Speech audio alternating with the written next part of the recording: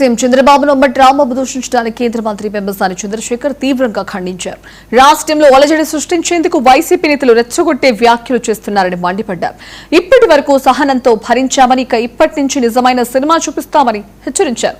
బరి తెగించిన వారికి ట్రీట్మెంట్ తో గుణపాఠం చెప్తామని వ్యాఖ్యానించారు. ఈ వ్యవహారంలో చట్ట ప్రకారమే ముందుకు వెళ్తామని పెమ్మసాని చెప్పారు.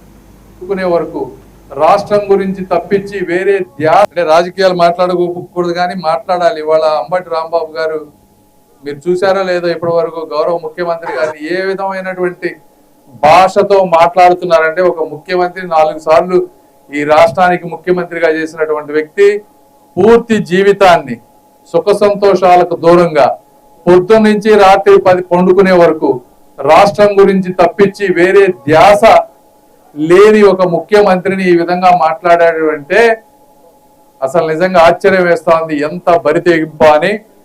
అయితే ఒకటి, అంబటి రాంబాబు గారు ఇప్పటి వరకు మీరు చేసిన వరకు సహనంతో ఓపికతో భరించారు. ప్రభుత్వం కూడా ఈ రోజు నుంచి మీకు నిజమైన సినిమా ఏంటో త్వరలో చూస్తారు. మీకు 24 గంటల్లో మీకు ఎలా ఉంటుందో తెలుస్తుంది. అది ఆ ట్రీట్మెంట్ ప్రతి ఒక్క ఎవరైతే ఈ విధంగా బరితెగించి మాట్లాడేవారో వాళ్ళందరికీ కూడా ఒక గుణపాఠంగా ఉండబోతుందని కూడా మీ అందరికి నేను తెలియజేస్తా ఉన్నా.